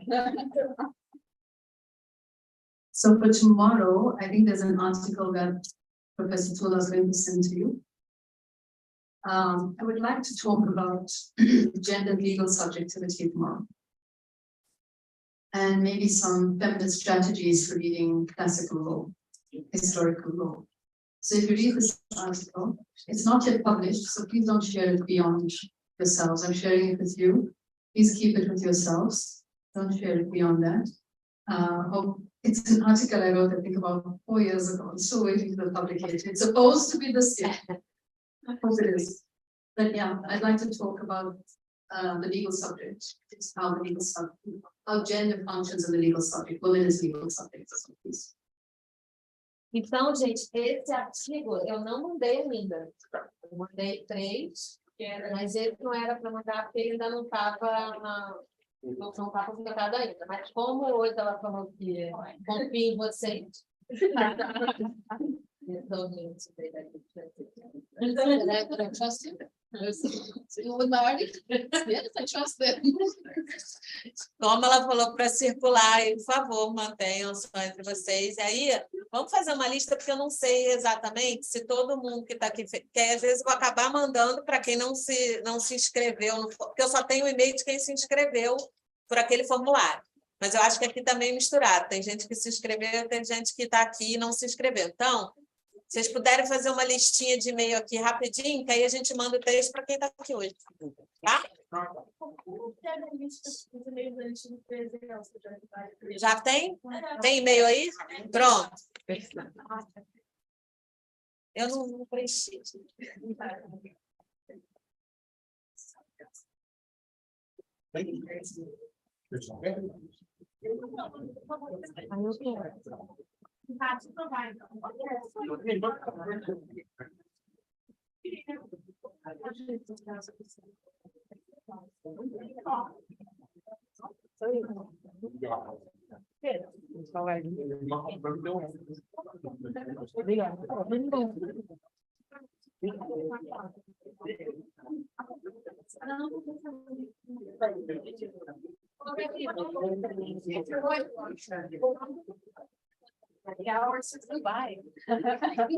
Amiga, só, mas eu paguei aí pra praia em Niterói, porque vai ser depois do praticamente da minha filhinha. E aí vai ser em Niterói, então vamos começar a ver. Acabou, tá? Pra ela. Que a Malu tá aqui, tadinha. Acho que ela percebeu.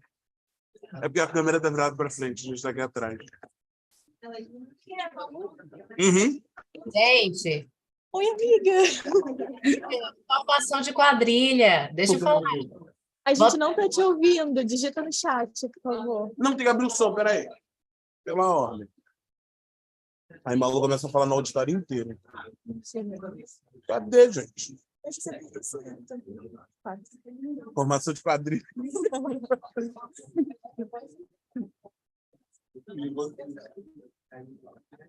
Olha, Agora a gente pode. Tá virado assim, pode falar.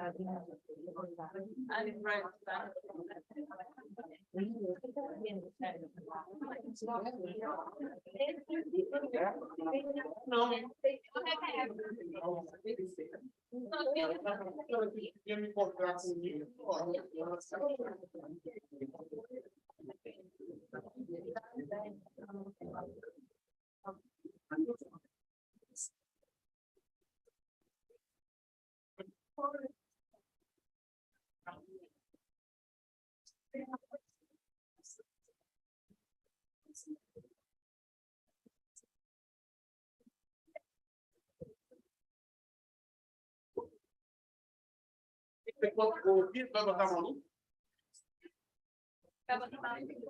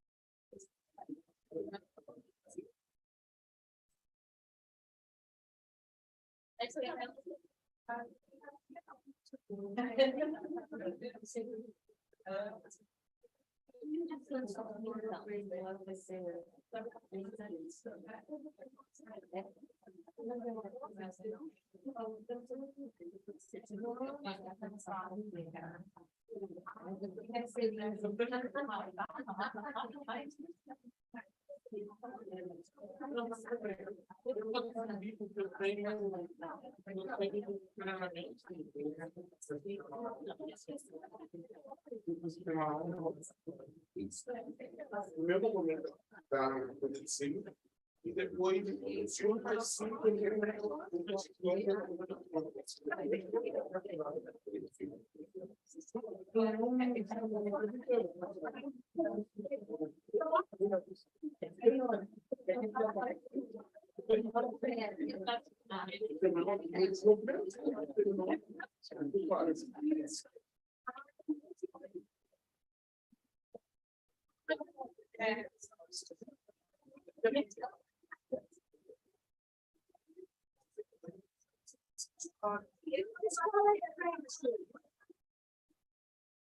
Oh, I was offering, I was.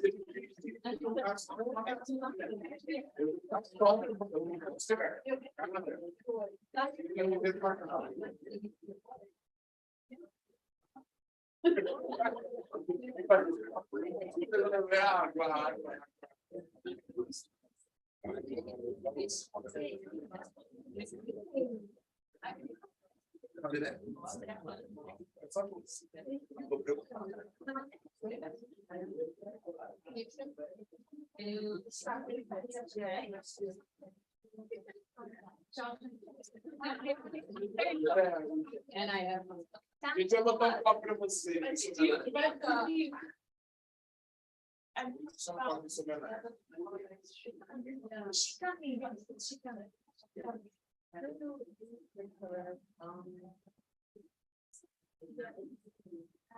No, I would love something, but then I completely forgot to, and my savings needs. Something.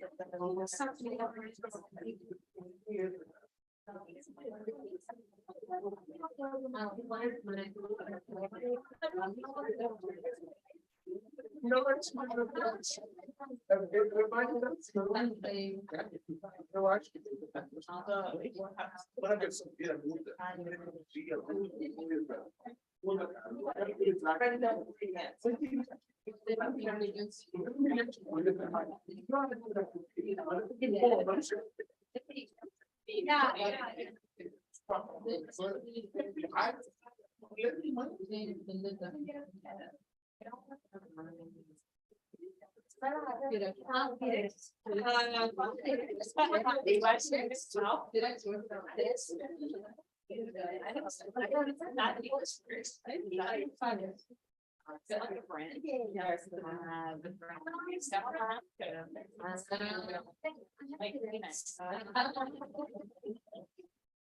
That's the posh bride. Yes, yes, yes. Sleeping there, yeah, and like a dinner. Yeah. I think. But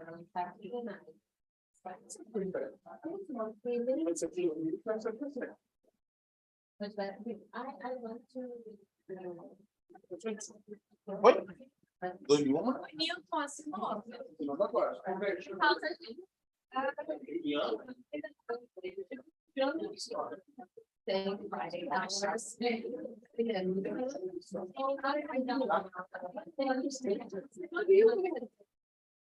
Wait until later.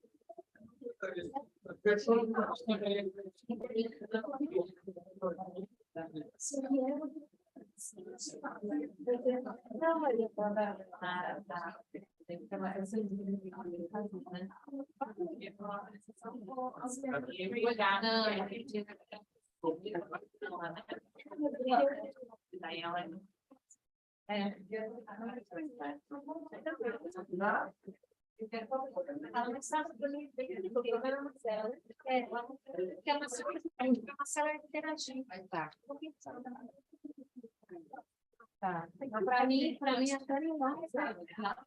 Obrigada.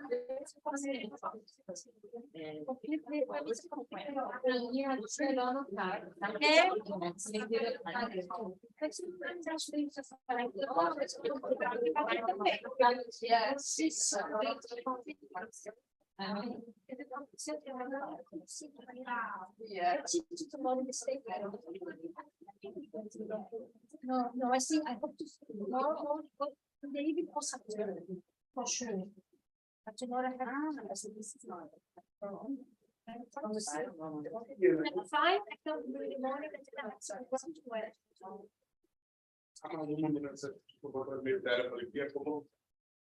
Okay, guys.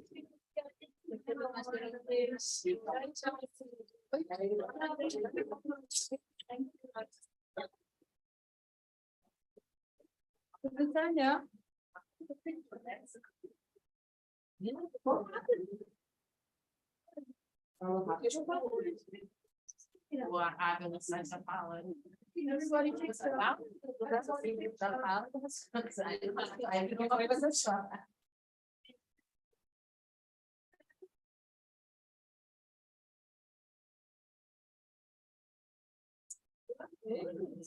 Wow.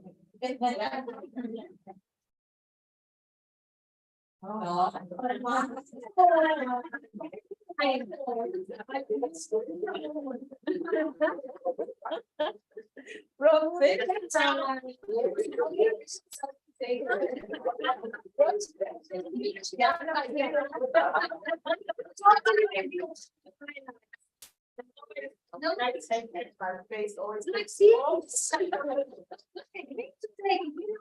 the one who's staying like this. Like a horse, and everybody's beautiful. You look like a horse.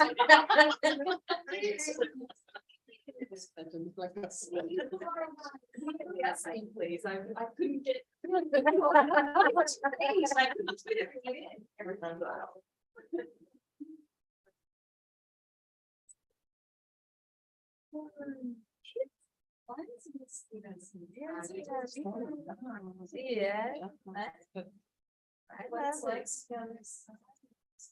In the beginning was now I did. And we trying to just put ourselves. Anybody have their hand up? No. The difference is only a bit. I swear, we usually don't do this. How long has it been we try to get together? Thank you so much. It's so nice. Do this on video. Call to speak and ask, and people listen, and also like these questions. It's so nice because this is like I want to think now what the things you're asking. And not to try to solve my problem, but something you can remember any strategies that you think that can be useful? In other cases, Yeah. the circumstances. I think, I mean, I'm sure you know also the ways in which the indigenous communities are advocating for themselves. So in South Africa, there's a whole, the Khoi and the San communities, which are indigenous to sub-Saharan Africa. There's a whole new project now about reclaiming their histories and reclaiming identities. What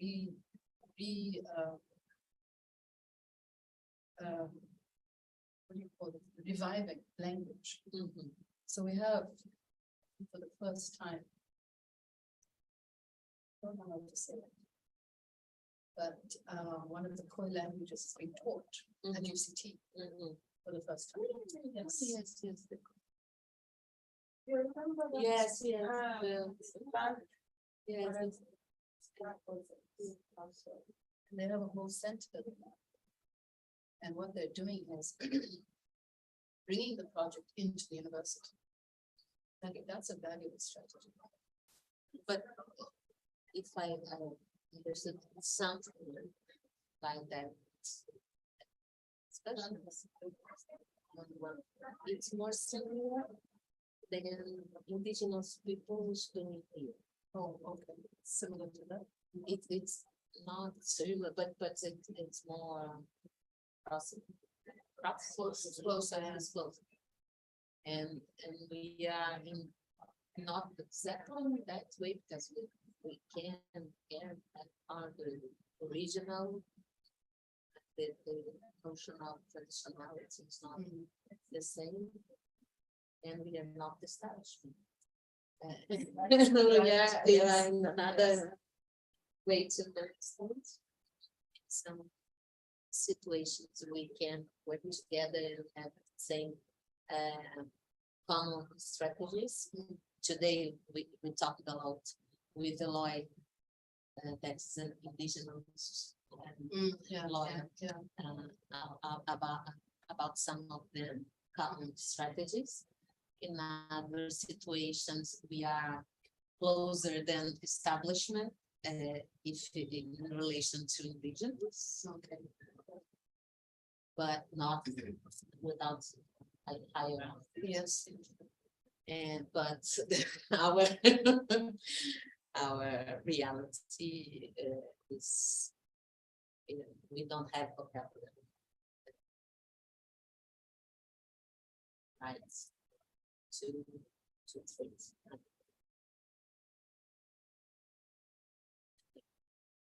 We are trying to concentrate, but it's very new for us because now we have a generation that can construct more this vocabulary, this mobilization, this new theoretical literature.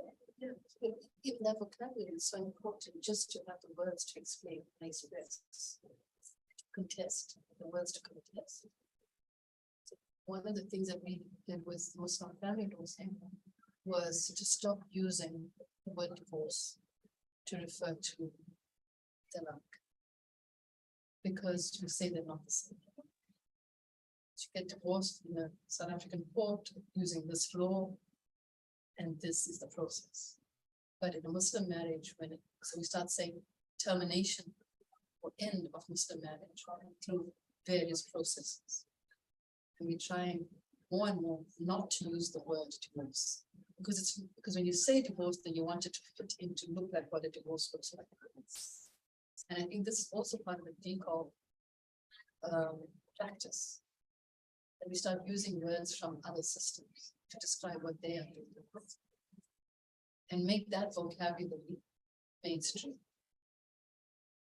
So like what you're trying to say, whether it was a ritual or a culture or religion, but I'm sure there's a word that is used within that community for what it is. And we start using that word, and we don't have to translate it into the concept, because the word is a concept. It's talking so much about this. That's why I was asking this, if, for example, with the movements you mentioned in Durban, went to the city. Regarding that case, in World State and are the disputes always through religious applicants, religious assertions, or do sometimes the movements use kind of other deviations from explicitly religious categories to further something in rights?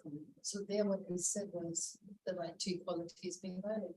Right, equality in general. We just spoke about the right to equality. We said, look, it excludes women. How can you give a free venue? So it wasn't disputing the relationship that the state was creating with religion. No. But this wasn't a legal process. This was appeals to the municipality. Going to them to talk to them to say, it's against the Constitution. It's against equality. There's an entire event which is saying women can't be there, and you are giving them the free venue. So it was at that level, it didn't get into court because who has the resources to do it? These events come out 2 or 3 weeks before the event.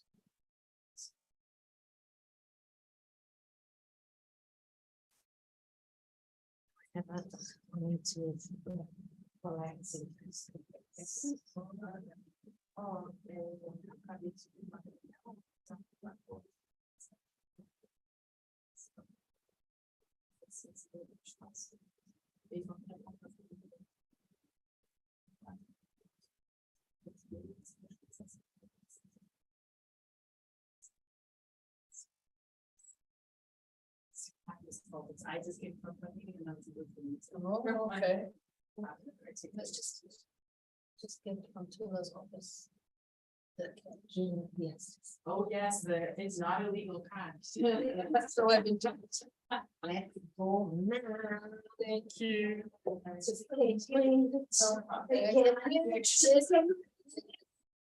Get rich again. Let's go get rich again.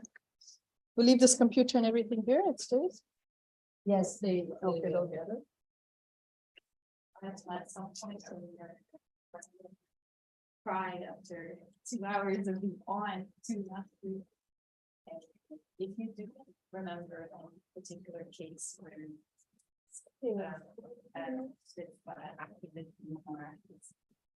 went in the law with some other. So it doesn't look at a features case. And not only religious religion, but even in terms of relationships where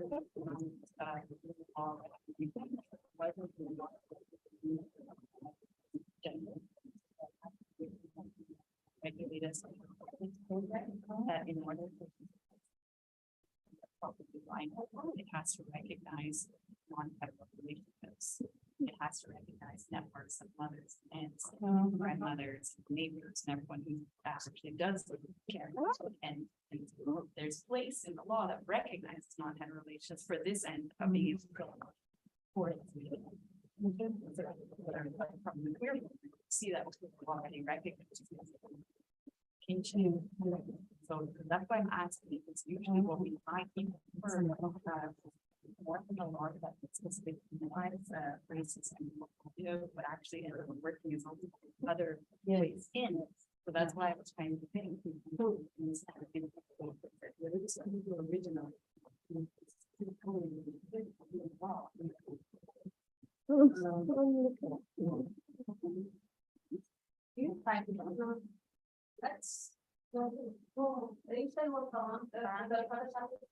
Isso tudo fica aqui também? I guess a gente desliga a câmera. Ah, só fecha assim? Fecha o Zoom? Tá. Oh, switch off the Zoom.